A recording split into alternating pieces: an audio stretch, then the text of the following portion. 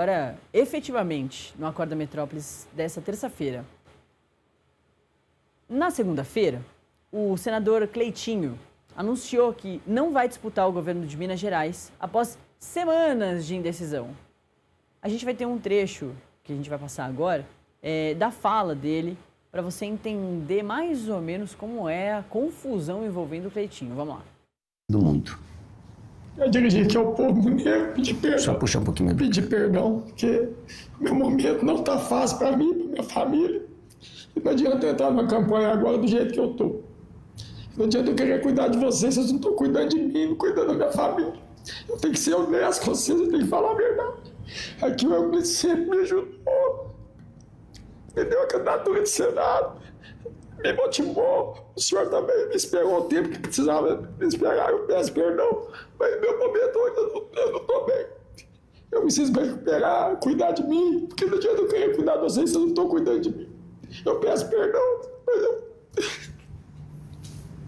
Nesse momento agora eu não vou conseguir, não. Cleitinho, deixa eu ouvir aqui um pouquinho o Euclides.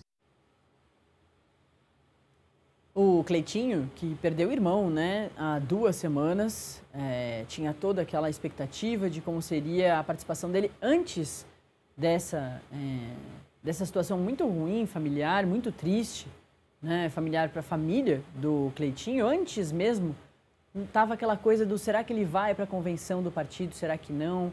Ele não foi, mas aí ele estava também já passando por esse luto.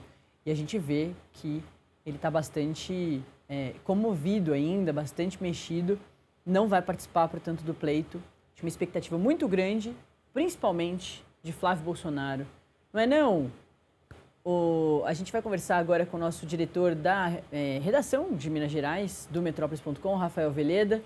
O Veleda está sempre aqui trazendo essas informações do Cleitinho para a gente, né, Veleda? E não só do Cleitinho, mas de todo o cenário de Minas, que é bastante enrolado. Muito bom dia.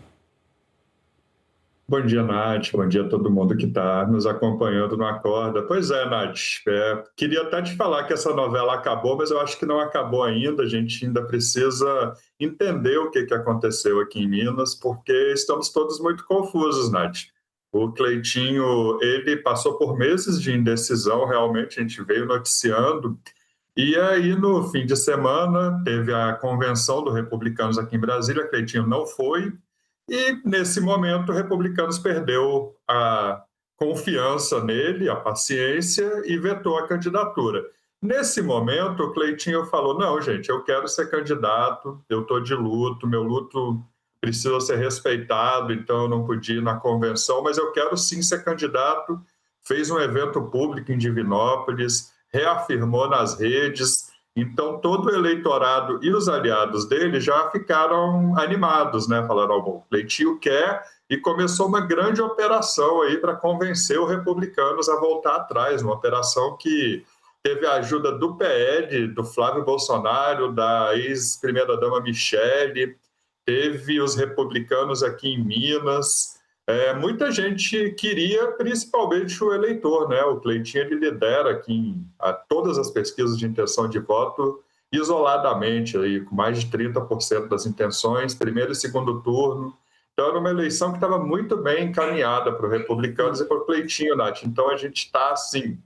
O Cleitinho falou que queria, teve 2 reuniões bem longas aqui com o presidente do Republicano, Marcos Pereira, no sábado e ontem, reuniões assim, de 5 horas, para no final ele falar que teve essa desistência que o Marcos Pereira até chama de voluntária.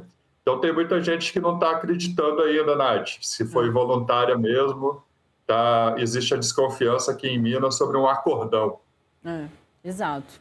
A gente vai chamar também para essa conversa o Vinícius Passarelli, nosso colunista, vindo diretamente da redação de São Paulo, do Metrópolis.com. Vini, bom dia, é sempre um prazer te ter aqui.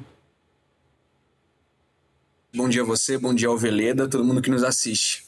Ô Vini, ontem a gente falou bastante já sobre a questão do Republicanos, né, no Brasil todo. E agora, em relação a Minas Gerais, é mais um estado extremamente importante que tem essa confusão do Republicanos. Era uma expectativa muito grande do Flávio, exatamente do Flávio, de ter o Cleitinho ali, podendo ajudar como palanque. e parece que o Flávio não vai ter esse palanque também. E o único palanque que está bem definido para o Flávio é São Paulo, né? É o palanque do Tarcísio de Freitas, também do Republicanos. Exatamente, Nath. Havia uma expectativa grande ali da campanha do Flávio para que o Cleitinho fosse esse candidato, justamente por representar esse palanque forte para o candidato Flávio Bolsonaro em Minas. A gente está cansado de falar, né? Minas é um estado crucial, decisivo para qualquer eleição no Brasil, historicamente é assim. E o Flávio contava, sim, com esse palanque ali do Cleitinho. Era um candidato forte, né? Um candidato que liderava as pesquisas desde a pré-campanha. E agora, com essa definição de que, de fato, Cleitinho não será candidato, o senador do PL se vê novamente sem um palanque forte em Minas Gerais. Minas, como o Veleda já detalhou aí, está bastante confuso o cenário ali, né? O próprio presidente Lula não conseguiu também construir um palanque que ele gostaria, né, forte o suficiente, como o PT gostaria, acabou lançando ali um plano B, que foi o Patrus Ananias, para ser o candidato petista nessa eleição, e o cenário agora está bastante em aberto ali, né? O candidato da situação, digamos, o candidato do Romeu Zema, o Matheus Simões, é um candidato que não tem empolgado, não tem decolado nas pesquisas, embora seja um candidato ali com uma partidária forte, né, o PSD, do Gilberto Kassab. Então, é um momento ali de um quadro de bastante indefinição em Minas. Nesses dois principais colégios eleitorais no Brasil, em São Paulo, de fato, a situação para o Flávio é um pouco mais tranquila, porque ele tem o Tarcísio. O Tarcísio é um candidato bastante forte aqui, candidato à reeleição, tem liderado com uma certa folga as pesquisas de intenção de voto, e o Flávio, pelo menos com esse palanque, ele vai poder contar, embora a gente sempre pondere, e a gente tem falado isso aí na cobertura dessas eleições aqui em São Paulo, que o Tarcísio ele promete um apoio, mas ele não deve se engajar tanto assim na campanha do Flávio Bolsonaro. Há todo um cálculo ali da equipe do Tarcísio para manter uma certa distância segura, digamos, do Flávio, porque é um candidato que vira e mexe, está no noticiário aí, se envolvendo com algumas polêmicas, e o Tarcísio ele toma esse cuidado para que eventuais novas polêmicas ou um noticiário, uma agenda ruim do Flávio não respingue na sua própria campanha. A campanha para ele aqui é uma campanha de tentar fazer o simples, né, não se complicar. O Tarcísio tem toda uma ideia ali de não nacionalizar tanto a campanha em São Paulo, embora seja uma campanha naturalmente de caráter nacional, né, até pelos candidatos colocados. O Tarcísio, ao longo desses 4 anos de mandato, foi cotado o tempo todo, assediado pelos partidos do Centrão, pelo mercado financeiro, de ser o candidato presidencial. O Haddad já foi um candidato a presidente, né, em 2018.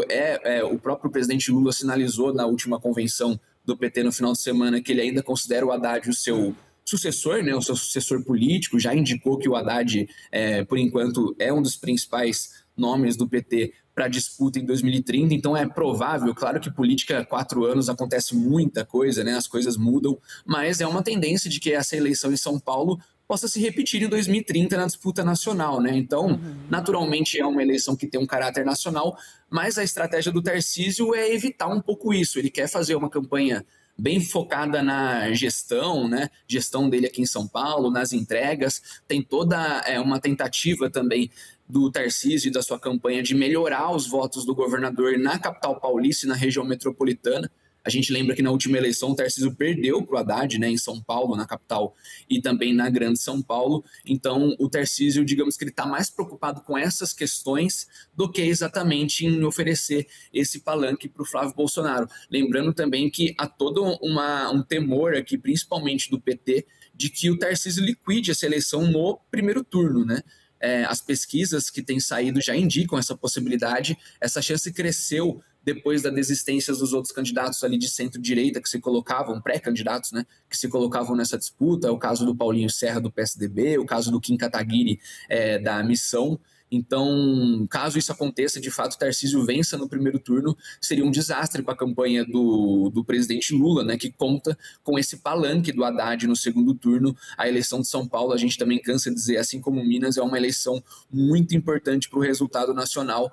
Os petistas com quem a gente conversa ali próximos ao Haddad, ao presidente Lula, não tem muita dúvida em avaliar que na última eleição o Lula ganhou o pleito nacional por ter perdido de pouco, digamos, do então presidente Jair Bolsonaro em São Paulo, né? Então, nos votos absolutos ali, você fazer uma pequena margem de diferença em São Paulo pode fazer total diferença no resultado.